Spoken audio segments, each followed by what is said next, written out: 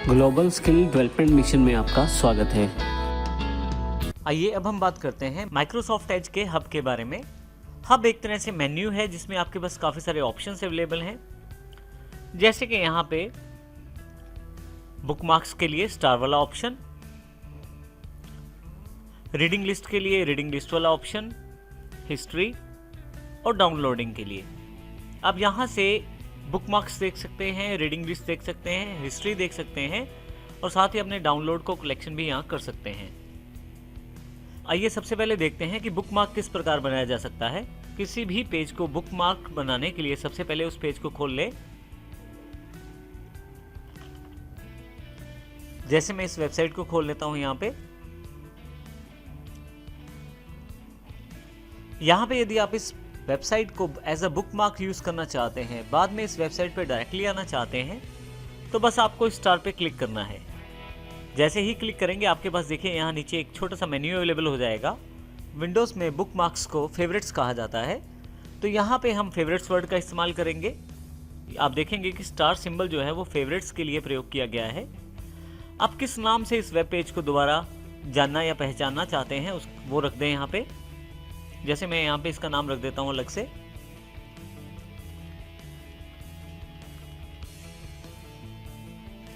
स्मार्टो systems. और इसको मैं कहाँ रखना चाहता हूँ, अगर डायरेक्टली मैं ऐड कर देता हूँ इसको, तो ये डिफ़ॉल्ट रूप में फेवरेट्स का एक फोल्डर है उसमें सेव हो जाएगा। परंतु यदि मैं चाहूँ तो एक नया फोल्डर बनाकर उसमें भी ये सारे के सारे बुकमार्क्स या फेवरेट्स स्टोर कर सकता हूँ। अभी मैं यहाँ पे इसको फेवरेट्स में ही रहने देता हूँ और ऐड कर देता हूँ। आप देखेंगे कि जो स्टार है वो येलो कलर का हो गया है, जिसका अर्थ है कि ये पेज बुकमार्क हो चुका है। फेवरेट्स में ऐड किए गए बुकमार्क्स को या फेवरेट्स को आप कभी भी दोबारा एक्सेस कर सकते हैं। इसका अर्थ यह है कि आप पेज को डायरेक्टली टाइप न करके उसका एड्रेस फेवरेट से खोल सकते हैं।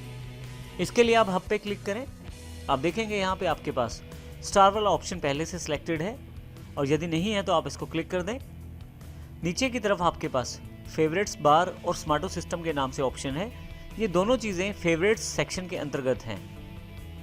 अर्थात यहाँ पे फेवरेट्स में दो चीज़ें शामिल हैं, एक तो जो आप पेजेस सेलेक्ट करते चले गए हैं, और दूसरा जो आपके पास एक फेवरेट्स बार का भी ऑप्शन है। आप चाहें तो इस माइक्रोसॉफ्ट एज के पास टाइटल बार के पास बिल्कुल एक फेवरेट बार भी लेकर आ सकते हैं।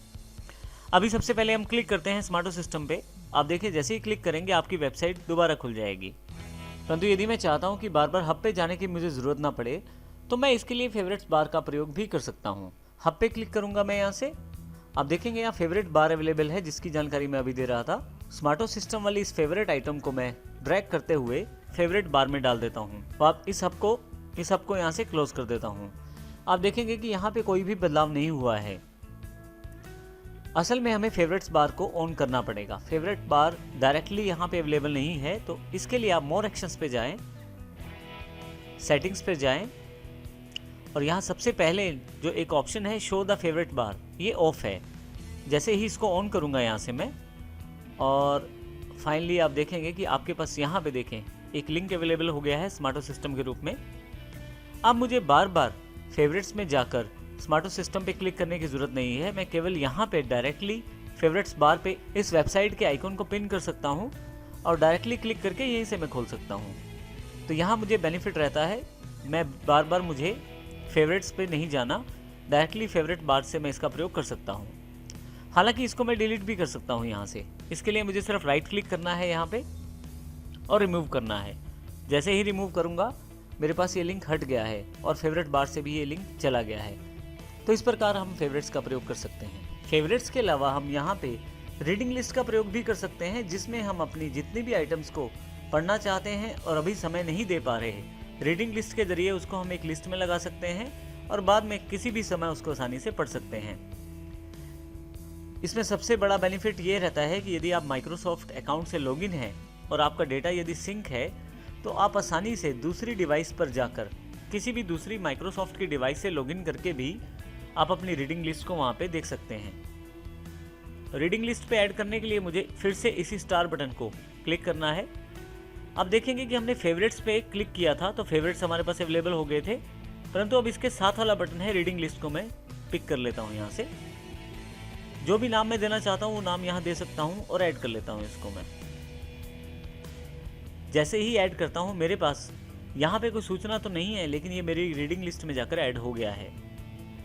रीडिंग लिस्ट में देखने के लिए मैं फिर से हब पे जाता हूँ। अब देखेंगे यहाँ पे दूसरा जो आइकॉन है वो रीडिंग लिस्ट का है, और जो ये जानकारी दे रहा है कि ये मेरे पास एक तरह से अवेलेबल है रीडिंग लिस्ट, और रीडिंग लिस्ट की एक आइटम मेरे पास ISST एम्स स्मार्टो सिस्टम्स के रूप में जुड़ चुकी है। अब यदि ध्यान दें तो थोड़ा सा फ़र्क ये है फेवरेट्स में और रीडिंग लिस्ट में। रीडिंग लिस्ट आप मोस्टली उन वेबसाइट्स के लिए प्रयोग करते हैं जिनमें आप पढ़ना चाहते हैं कुछ, और आप चाहते हैं कि इसे आराम से बाद में पढ़ा जा सके, जबकि फेवरेट्स का प्रयोग आप ज़्यादातर जो वेबसाइट आप ज़्यादा खोलते हैं उनको लिए कर सकते हैं। यदि मैं इस रीडिंग लिस्ट से किसी भी आइटम को दोबारा खोलना चाहता हूं तो मुझे सिर्फ क्लिक करना है। ऑलरेडी मेरे पास वो वेबसाइट अवेलेबल है, परंतु यदि यहाँ पे वो वेबसाइट अवेलेबल नहीं भी हो तो रीडिंग लिस्ट से वो वेबसाइट मेरे पास आ जाएगी। यदि मैं रीडिंग लिस्ट से उस वेबसाइट को रिमूव करना चाहता हूँ तो उसके लिए मुझे यहाँ क्लिक करना है, रीडिंग लिस्ट पे जाना है और नीचे यहाँ पे राइट क्लिक करना है और रिमूव कर देना है। जैसे ही रिमूव करूँगा देखें इस रीडिंग लिस्ट से वो आइटम डिलीट हो चुकी है। इसी के साथ हम अगले ऑप्शन की बात भी यहाँ करते हैं। नेक्स्ट ऑप्शन जो हमारे पास है वो हिस्ट्री का है। आज मैं किस किस वेबसाइट पे कहाँ गया हूँ इसकी जानकारी भी है, पिछले 1 घंटे की जानकारी भी है, यस्टरडे अर्थात कल की, और उससे पहले वाले दिनों की जानकारी भी यहाँ पे अवेलेबल है। तो यहाँ से मैं आसानी से अपनी हिस्ट्री चेक कर सकता हूँ कि कहाँ मैंने किन किन वेबसाइट्स को मैंने चेकआउट किया है या किन किन वेबसाइट्स पे मैंने सर्फिंग की है। तो आप आसानी से यहाँ अपनी ब्राउजिंग हिस्ट्री को देख सकते हैं, और आप चाहें तो यहाँ से हिस्ट्री डिलीट भी कर सकते हैं। मान लीजिए ISST एम्स की इस वेबसाइट की हिस्ट्री को डिलीट करना चाहता हूँ, तो जैसे ही माउस इस पे लेके जाऊँगा कॉर्नर पे ये जो बटन है क्रॉस का ये रेड हो जाएगा। मैं बस इस पर क्लिक करूँगा और देखिए ये डिलीट हो गया है। इसी तरह से यस्टरडे की हिस्ट्री डिलीट करनी है, मैं क्लिक कर देता हूँ, यस्टरडे वाला हिस्ट्री डिलीट हो गया है। और यदि मैं चाहता हूँ सभी आइटम्स को डिलीट करना तो क्लियर ऑल हिस्ट्री करूँगा, तो जितनी भी मेरे पास हिस्ट्री है वो डिलीट हो जाएगी। परंतु यहाँ पे कुछ ऑप्शन आपसे मांगे गए हैं जिनके आधार पे आपकी हिस्ट्री डिलीट की जाएगी, कि क्या आप केवल ब्राउजिंग हिस्ट्री डिलीट करना चाहते हैं, और यदि किसी वेबसाइट ने डेटा सेव किया है कुकीज़ के रूप में आपके कंप्यूटर पे, क्या आप उसको भी डिलीट करना चाहते हैं, या कुछ कैश फाइल्स या डेटा पड़ा है आपके सिस्टम पे वो भी आप डिलीट करना चाहते हैं, और इसके अतिरिक्त आप फॉर्म का कोई डेटा आपने फिल किया हुआ है वो डिलीट करना चाहते हैं, या पासवर्ड भी डिलीट करना चाहते हैं, तो इन सबको इकट्ठा यहाँ से क्लियर कर सकते हैं। मोस्टली जब हम पब्लिक डोमेन पे काम करते हैं, जैसे कि किसी कैफ़े में, स्कूल में, कॉलेज में, तो हम यहाँ पे अपने फॉर्म डेटा और पासवर्ड्स को भी क्लियर करना चाहते हैं। तो ऐसे केस में आप इनको आप सेलेक्ट कर सकते हो। अभी मैं यहाँ पे इसे क्लियर कर देता हूँ। जैसे ही क्लियर करता हूँ यहाँ से मैं क्लियरिंग डेटा, मेरे सारा हिस्ट्री का जो डेटा है उसको डिलीट कर रहा है। अब मैं अगर वापस आता हूँ यहाँ से और फिर से वापस हब पे जाता हूँ, और हिस्ट्री में यदि मैं देखूं यहाँ पे मेरे पास कोई भी आइटम यहाँ अवेलेबल नहीं है। तो इस प्रकार मैं हिस्ट्री से अपनी ब्राउजिंग हिस्ट्री को मेंटेन कर सकता हूँ। अगला जो ऑप्शन हमारे पास अवेलेबल है वो है डाउनलोडिंग से रिलेटेड। विंडोज़ 10 में आप इंटरनेट से सॉफ्टवेयर डाउनलोड कर सकते हैं और उनको इंस्टॉल भी कर सकते हैं। तो ऐसे केस में आप कुछ डाउनलोड करते हैं तो ऑलरेडी यहाँ पे डाउनलोडिंग लिस्ट अवेलेबल हो जाएगी, जिसमें आपके डाउनलोडिंग की जानकारी दी जाएगी। जैसे अगर मैं इस लिस्ट पे क्लिक करूँ तो मुझे ये पिछले डाउनलोड्स की जानकारी दे रहा है। जैसे कि मैंने अपने लैपटॉप के लिए एक ड्राइवर डाउनलोड किया, उसके पश्चात गूगल क्रोम और गूगल क्रोम का सेटअप। तो इस प्रकार ये डाउनलोड की जानकारी देता है। अब यहाँ देखें आपके पास 3 आइटम्स ऐड हैं। मैं एक और आइटम यहाँ पे डाउनलोड करना चाहता हूँ, तो आइए देखते हैं वो किस प्रकार हम डाउनलोड करेंगे, और आप देखिएगा किस प्रकार से डाउनलोड वाली लिस्ट में वही आइटम ऐड हो जाएगी। मैं यहाँ VLC प्लेयर को डाउनलोड करना चाहता हूँ, जो एक वीडियो और ऑडियो प्लेयर है और ओपन सोर्स है। मैं इसको सर्च कर लेता हूँ। देखिए मेरे पास काफ़ी सारे ऑप्शन यहाँ अवेलेबल हैं जिनसे मैं इस VLC प्लेयर को डाउनलोड कर सकता हूँ। मैं इस ऑफिशियल पेज को क्लिक कर देता हूँ जहाँ से इसे मैं डाउनलोड करना चाहता हूँ। आप देखेंगे यहाँ पे आपके पास videolan.org का एक पेज खुल गया है। यहाँ से मैं VLC को डाउनलोड करना चाहता हूँ, तो डाउनलोड VLC पे क्लिक करें आप। यहाँ पे जानकारी दी गई है कि 28 MB का सेटअप है। डाउनलोडिंग आपकी शुरू होने वाली है। यहाँ पे ये जानकारी भी अवेलेबल है। फाइनली नीचे की तरफ यदि आप देखें तो डाउनलोडिंग शुरू हो गई है। मेरे पास जो जानकारी दे रही है कि इस वक्त VLC का सेटअप जो है वो डाउनलोड हो रहा है। डाउनलोडिंग करते समय आपके पास 2 ऑप्शन अवेलेबल हैं, पॉज और कैंसिल। यदि मैं किसी कारण से इसको पॉज करना चाहता हूँ, अभी डाउनलोड नहीं करना चाहता तो पॉज कर सकता हूँ और बाद में उसको रिज्यूम भी कर सकता हूँ। अब मैं डाउनलोड ही नहीं करना चाहता तो मैं कैंसिल कर सकता हूँ। और यदि आप ये जो बार डाउनलोडिंग की इन्फॉर्मेशन दिखा रही है इसको हटाना चाहते हैं तो इस क्लोज बटन पे क्लिक कर दें तो ये बार हट जाएगी। परंतु इस बार को क्लोज करने का अर्थ ये नहीं है कि डाउनलोडिंग बंद हो गई है। डाउनलोडिंग आपकी चल रही है। इसको देखने के लिए हम फिर से हब पे जाते हैं और यदि आप डाउनलोडिंग सेक्शन में देखें तो यहाँ पे डाउनलोडिंग की जानकारी दी जा रही है। जो फाइल डाउनलोड हो रही है उसकी जानकारी आपके पास यहाँ अवेलेबल है। अब आप यहाँ देखें तो आपके पास देखिए डाउनलोडिंग कंप्लीट हो गई है।